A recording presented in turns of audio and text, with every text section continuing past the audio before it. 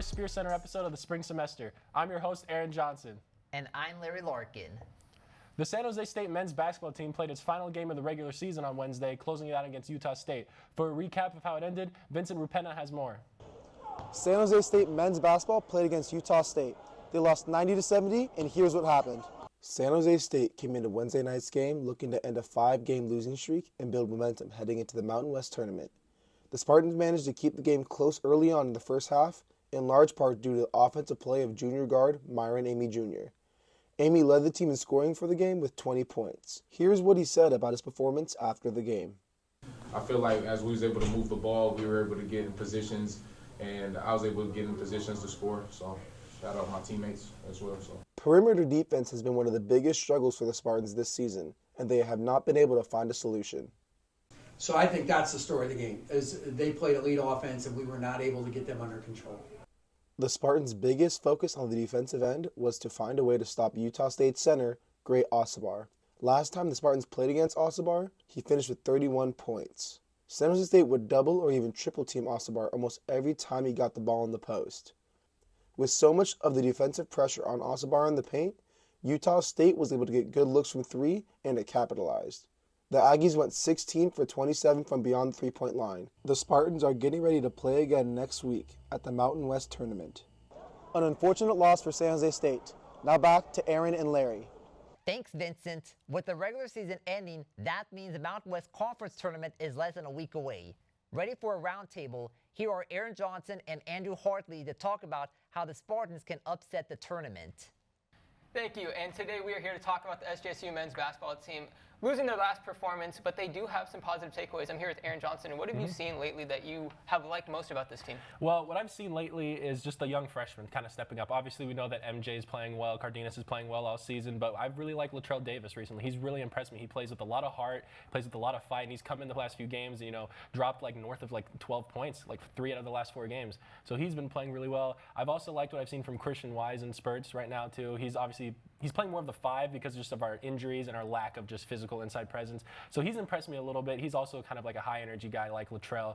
And I think at this point in the season, I think Tim Miles, I think everyone knows we're kind of like, all right, we're looking for next year. We're looking like to develop this young guys because we have a lot of freshmen on the team. So our team always plays with a lot of heart, and we definitely can maybe even upset in the Mountain West tournament because we've gone toe to toe with teams like San Diego State multiple times this year.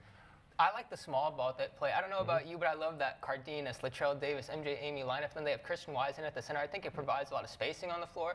I think a team like San Diego State that has Jaden Ledee, he kind of stays in the paint, and it's a little bit more difficult for him to get those ranges out there. I think it can be really beneficial for San Jose State. And then on the defensive end, we don't have a Drame Zhang right now. We have to play Will Hoomer a little bit more often, but they play the zone defense, and it's worked a little well lately. Can you talk about that? Yeah, I mean, it looks like a completely different team when they're playing the zone defense. I mean, it's amazing because like when we've struggled to play defense on the inside and we've made switches in the second half, I don't remember which team, I think it was against New Mexico, we looked absolutely amazing in the second half. We like shut them down, but we were just down too much in the first half. That 1-3-1 zone has been very key, and I think we got to stick to it more because it kind of helps. It plays to the strengths of our players and everything like that, and it kind of forces them to get trapped at the 3-point line and kind of have them pass it around out there instead of just immediately just driving in and taking advantage of how undersized we are in the paint. And that's one thing you mentioned about the San Diego State game. If we end up matching up against them in the Mountain West tournament, I think potentially we could maybe upset if we just can limit Ledee. Because if you look at how the other players played from San Diego State in those games, no one else had more than like that impressive. No one else had more than like, I could be mistaken, no one else had more than like 12 points in either of those games, and Ledee just dropped 30 both times, and that was it. So if we can figure that out, which is a lot to ask obviously because he's a great player, but maybe. He's in the National Player of the Year talks. And he's shown it twice against us, unfortunately. Yes. He has dominated inside, but I think if we can solve that zone defense problem, our offense is going to be able to take a nice little transition, especially if we can go in those fast breaks. I think that's what Latrell does so well. Is the announcers always refer to him as like a Russell Westbrook. Like he gets the ball and he's just in. He attacks that rim. I think he does that very well. How do you think Alvaro Cardenas should go about passing? I don't know. He's got MJ Amey, then he's got Latrell Davis. Like who do you think would be more beneficial to have the ball in these late game scenarios? Because I think that's something we haven't seen all year is those late game scenarios and who gets the ball at that point. Man, I mean, I'd honestly want the ball in MJ's hands late game personally. Latrell's like a great like high energy guy. He's still young, so I don't know how he would like handle like the final shot under pressure. And he's known to be wild sometimes. He can kind of like maybe lose control, maybe be too aggressive. MJ, he's a veteran presence. You know, he has a buzzer beater victory already this year. So I feel like you get the ball in his hands, he can make something happen. Because I've seen him like hit some deep threes and just like I'd definitely want Alvaro to pass to MJ in those situations. We were able to limit the turnovers. It's great. We have one of the best point guards in the nation. It just so happens that maybe he doesn't get the exact publicity that maybe other point guards have in this conference, like the Nevada point guard who he hit a full half-court shot almost to win the game recently. Yeah. I mean, we have that. It's just about being within and whatnot. I want to thank you for being here with me. And do you think there's any other things that we could potentially do in the future to, I don't know, maybe even get to the third round of the finals of the Mountain West Conference Tournament? It's going to be tough. The Mountain West is good. I think we just need some big men, man. We just need some rebounding. That's all we need. That rebounding would be very beneficial. Well, with Aaron Johnson, I'm Andrew Hartley. Thank you. And back to your anchors.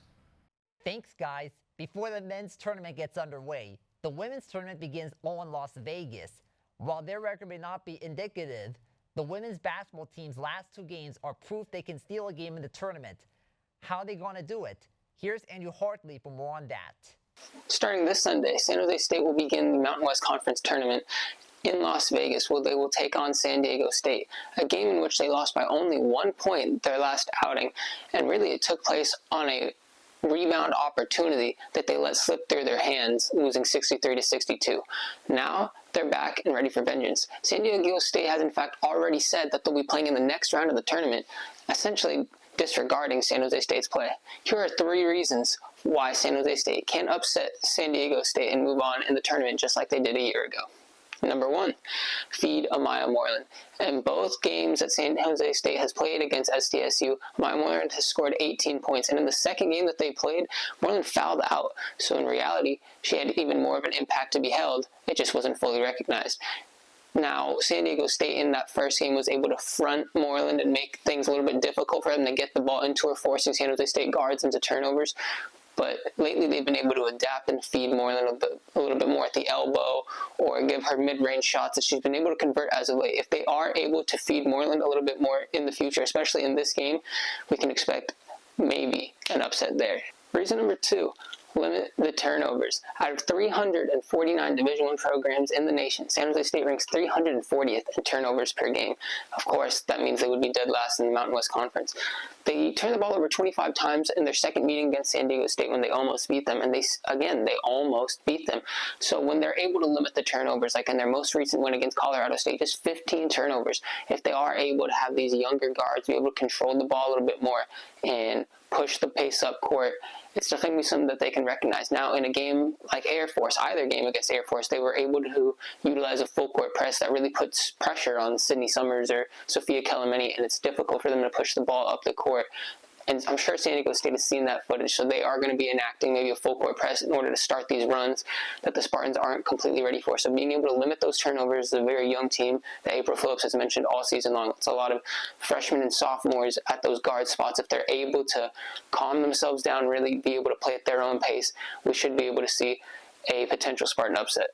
And reason number 3, give a full 40 minutes. As mentioned, April Phillips has talked about this all year long. Just playing a full 40 minutes of basketball the San Jose State way, and they should be able to come out with the win. In that Colorado State victory, you could feel that there was a different energy within, and I think Kelemeni had a quote after the game that says, we've been working on this energy thing all year. They have seniors that don't play like Finau Tonga or Jasmine Singleton who've been very adamant on the energy, the presence that is needed within the locker room, and it was very evident in their last home game that they had that presence and were able to kick it up that extra notch in order to get that win on senior night. So if they can bring that, carry the momentum into the tournament, that's going to be something that we should absolutely look forward to make them a dangerous team. They're a good shooting team when they get hot. They can go on runs.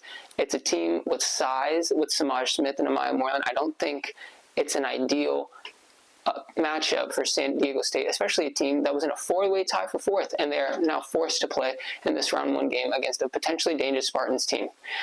It's March, like April Phillips says. Anything can happen.